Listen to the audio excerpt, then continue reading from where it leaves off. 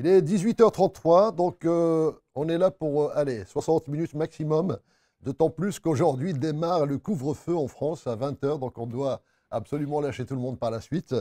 Eh bien, comme la fois dernière, nous allons démarrer par notre sondage, et puis avec moi, nous avons notre chroniqueur vedette, Monsieur Ludovic Broca. Bonsoir Ludovic. Bonsoir Habib. On va se dire bonsoir parce qu'il commence déjà à faire noir un peu, hein. Alors, nous avons fait un sondage où on a posé la question, qu'est-ce que vous pensez du futur? Comment est-ce que vous percevez le futur? Alors, quels sont les résultats? Donc, je vais demander à la régie de nous balancer les résultats de ce sondage. Voilà, comment est-ce que vous imaginez le futur? Et là, on voit que notre camembert est composé de 3 tranches. Alors, Ludovic, qu'est-ce que vous en pensez? Vous pouvez laisser quand même les 3 tranches pour l'instant pour que Ludovic puisse les commenter. Eh bien, en fait, j'ai envie de m'intéresser aux 17%. Et ça me laisse juste à penser que c'est bien de se poser la question parfois, puisque si on s'était contenté de regarder la télé, d'écouter la radio et de regarder les réseaux sociaux, je pense que ce 17% aurait été beaucoup plus important. On a le sentiment, sans doute aujourd'hui, que la morosité, l'inquiétude sont beaucoup plus présents que ces 17%. Pardon, juste avant, on va quand même expliquer ce que c'est les 17%. Donc il y a le côté, les gens qui pensent que le futur va être morose, difficile à vivre. Difficile, oui. On a 50% qui disent quand même qu'il sera peut-être bien meilleur et 33% qui disent bah, finalement c'est une suite logique de ce que l'on vit, que ça passera comme tout le reste. Voilà. Oui, ce qui veut dire qu'il y a quand même une très large majorité d'optimistes, et c'est franchement, globalement, pas ce qui ressort aujourd'hui lorsque l'on discute ou qu'on regarde la télé. On en discutait tout à l'heure un peu hors plateau, effectivement. Ces 17% sont une bonne nouvelle. Alors c'est une bonne nouvelle, c'est-à-dire quand on dit que c'est morose? Non, justement, c'est la faiblesse de ces 17% qui Ah, est plutôt une d'accord. bonne nouvelle. C'est ce que j'allais dire, parce que la bonne oui, nouvelle, c'est plutôt qu'on a ça. quand même Non, 50% c'est d'optimistes. surtout ça. Oui, mais justement, Voilà. c'est la petitesse des 17% qui nous intéresse, et c'est pour ça que Bon, je dis que c'est une bonne nouvelle, effectivement. bon, très bien. Alors, il y a un point qui est très important. La régie, on peut enlever, oui, voilà. Il y a un point qui est très important, c'est que dans le questionnaire, alors c'est marrant ça, parce que dans le questionnaire, il y avait une case que personne n'a cochée. Et cette case, c'est « je ne sais pas ». C'est-à-dire, comment sera le futur, je ne sais pas. Et ça, c'est un point qui fait la différence entre les robots et nous. On parle d'intelligence artificielle. Un robot, vous allez lui poser la question, il va vous dire soit il sait, soit il ne sait pas. Un être humain, il a toujours un avis sur la question. Et ça, je trouvais que c'était vachement intéressant quand même de le signaler. Alors, Ludovic, on n'est pas là que pour le sondage, on est là pour bosser, hein. Donc, et Ludovic, il a fait ses devoirs. Voilà, il a fait ses devoirs, donc on lui a demandé d'explorer notre fameuse boule de cristal et voir qu'est-ce que l'on trouve sur le net, sur le futur, qu'est-ce qu'on peut raconter sur le futur. Alors, d'abord, la première question, c'est de quel futur parlons-nous? Et ça rejoint cette interrogation que vous venez d'exposer, puisque dès qu'on s'intéresse au sujet, la première impression, c'est la quantité. Ça se compte en dizaines de milliers. Les scénarios probables et les scénarios du futur se comptent en dizaines de milliers. Ils peuvent être technologiques, écologiques, politiques ou sociétaux, bien évidemment. Ceci dit, ce nombre est à revoir à la baisse, puisque beaucoup n'avaient pas anticipé la pandémie. Et donc, bien évidemment, il faut relativiser ce chiffre. Après, la quantité, c'est la diversité, puisque du plus sage au plus fantaisiste, du plus vraisemblable au plus science-fictionnel, ils ont tous leur part d'intérêt finalement et d'attractivité. C'est bien connu, l'homme aime rêver son futur, quel qu'il soit. Alors, que retenir de cette quantité? Bien évidemment, on ne va pas commencer à les trier ce soir. On va essayer de dégager quelques idées, des grandes idées. Première chose, écologie et technologie sont omniprésents. Et jamais, ou en tout cas très rarement, de manière opposée. On est plutôt en train de chercher tout le temps la solution pour marier écologie et technologie. Donc c'est plutôt une idée à retenir, sans doute. Nous sommes indiscutablement au carrefour de tous les changements, puisqu'on s'aperçoit que l'incidence d'une évolution, d'une innovation à un endroit peut se répercuter sur plein de domaines différents. Il y a beaucoup de frontières qui s'effacent finalement aujourd'hui par rapport à toutes les recherches qui sont menées. Troisième idée force, résolument optimiste ou sombrement pessimiste, finalement, on en a absolument besoin de ces visions. C'est-à-dire qu'on a besoin d'être à la fois optimiste et pessimiste, c'est ça? Oui, parce Ah bon. que là, pour le coup, l'un des Sur le net, l'un des acteurs principaux en la matière s'appelle Bernard Weber, effectivement, avec son site l'arbredespossibles.com. Et il est aussi le premier à dire qu'il est nécessaire de se projeter dans l'avenir, ne serait-ce que pour ouvrir des perspectives. Et donc, qu'elles soient positives et négatives, ou négatives, effectivement, on en a besoin.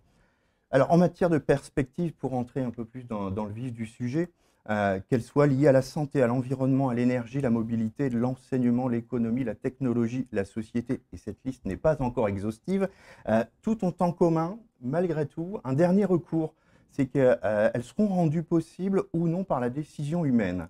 On s'aperçoit qu'il y a quand même toujours la question effectivement de l'éthique, et M. Georgelien en parlera bien mieux que moi, mais il y a toujours cette question-là qui intervient, quel que soit le sujet, à un moment donné, et c'est très vrai sur l'intelligence artificielle aussi, on le sait, on se dit mais attention, jusqu'à quel point on délègue, jusqu'à quel point on va vraiment, et j'ai envie de dire, il y a un garde-fou. Voilà, tant qu'on a cette prudence-là, ça ira. Ça veut surtout dire que l'avenir sera ce que nous déciderons d'en faire. Il y a deux mots peut-être à retenir, bio et re-questionner. Parmi les scénarios les plus vraisemblables, tous ceux autour du biomimétisme, de l'agroécologie. Le biomimétisme qui est déjà très présent en architecture. L'une des images, d'ailleurs on n'est pas dans le futur, hein, on a tous déjà vu cette image, mais pour le biomimétisme, c'est cette idée d'avoir construit un stade en s'inspirant de la forme d'un nid d'oiseau. Voilà, la nature a déjà répondu à beaucoup de questions. Vrai, finalement, à un moment donné, il faut s'en inspirer. On parle c'est vrai, donc d'escaliers en colimaçon qui viennent de l'escargot. De l'escargot, voilà, effectivement. C'est pas mal. J'ai eu aussi le plaisir de découvrir une notion, la bio-inspiration, qui de façon transverse doit conforter effectivement toutes les réflexions, toutes les innovations futures, quel que soit leur domaine d'application. Effectivement, c'est ce que je disais tout à l'heure, la nature a déjà résolu beaucoup de questions, et donc autant regarder un peu comment ça a été fait. En matière de technologie, Amy Webb, une futurologue très connue, et en tout cas une rencontre obligée dès qu'on s'intéresse au sujet, effectivement nous annonce la mort de la vie privée. J'ai envie de dire que ça, ce n'est pas tout à fait pour le futur. Hein. À partir du moment où on a tout ça dans la poche, on savait que la vie privée n'existait plus vraiment. Après le SEO, effectivement, l'émergence du référencement par la voix, et tout en travaillant sur ce sujet-là, j'arrive simplement à regarder mes enfants à la maison. Et il y a quelques temps, ils ont abandonné le crayon pour le clavier. Et aujourd'hui, on s'aperçoit qu'ils abandonnent le clavier simplement pour la voix. Je croyais qu'il l'abandonnait pour le crayon. Non, malheureusement. Juste pour la voix. Okay. Toujours dans le domaine du vraisemblable, la place très importante des imprimantes 3D. Sur le sujet, par exemple, de la construction. On en dénombrait dans le monde 220 000 en 2015. Elles sont aujourd'hui 6,7 millions. Et donc, c'est aussi important de rappeler cette présence des imprimantes 3D. Et un autre domaine qui est très intéressé aussi par l'imprimante 3D, c'est le textile, qui voit aussi un vrai levier en termes de réduction de ses impacts environnementaux sur la dimension prototypage, par exemple. Donc, des imprimantes 3D qui sont très présentes. Enfin, notre vie sera plus définie, mais ça, on le sait aussi depuis un moment, par la propriété, mais bien par le partage de biens matériels et de la connaissance. Et il y a un enjeu très important dans le monde de l'entreprise et aujourd'hui, c'est celui du transfert de cette connaissance et de la préservation de cette connaissance.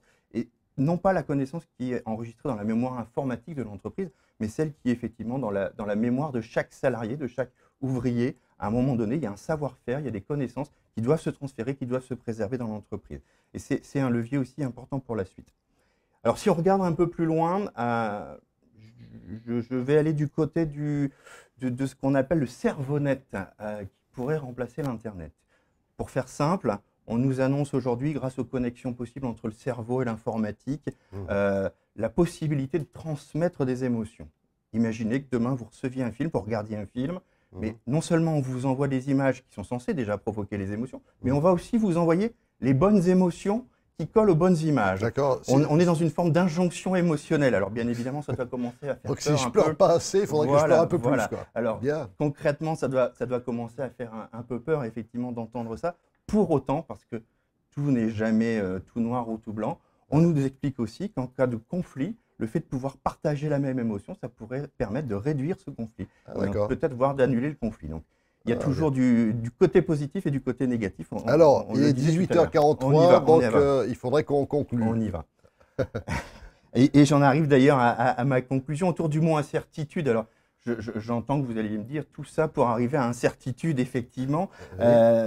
Très brièvement, je vais rassembler EmiWeb, dont je viens de parler, Philippe Starck et Edgar Morin. EmiWeb nous demande de re-questionner notre niveau de certitude pour aborder le futur. L'image qu'elle prend, c'est celle de la route verglacée et du pilotage sur la route verglacée. On sait tous qu'une machine va rassembler et traiter un ensemble d'informations très rapidement, en quelques millièmes de seconde, pour permettre de sortir de cette zone de difficulté. L'être humain, qui fort heureusement aujourd'hui n'est pas encore une machine, va réagir un peu différent. On va essayer d'accompagner le mouvement avec le volant, avec le véhicule, pour finalement laisser parler notre sensibilité aussi. Très bien, ok. Et EmiWeb nous invite face au futur probable, mais ce n'est pas très grave, hein, nous invite face à ces futurs à agir avec la même sensibilité, avec la même agilité que sur une route verglacée. On ne sait pas exactement où on va, mais finalement, laissons parler notre sensibilité, avançons pas à pas et on va y arriver. Cette notion de pas à pas, elle résonne aussi dans l'approche de Philippe Starck, là, qui nous invite au moins 10%. L'idée, c'est que simplement l'être humain ou le collectif auquel il appartient réduise de moins 10% sa consommation et mis bout à bout, voilà, avec du pas à pas, on va arriver effectivement à une décroissance positive. Et enfin, je termine vraiment cette fois-ci parce que je vois que les gros yeux arrivent. Pour conclure cette chronique sur les futurs probables, je suis obligé de citer Edgar Morin qui nous rappelle que la prévision et l'écriture de futurs probables n'est autre que le bouillonnement d'idées à la recherche d'une voie nouvelle. C'est très positif, bien évidemment, mais qu'une seule chose est certaine aujourd'hui, c'est que nous allons vers de nouvelles incertitudes. Effectivement. Eh bien, mon cher Ludovic, merci en tout cas. Donc, conclusion, la seule chose dont on est certain, c'est qu'il y aura des incertitudes. Ben, merci d'être passé, c'était sympa. Non, alors, c'était quand même très intéressant. Donc, je sais que votre rubrique est très riche et que le fait de raconter ça en quelques minutes, c'est très compliqué. Mais nous aurons encore d'autres, je pense, rebondissements dans la soirée sur tous ces sujets-là.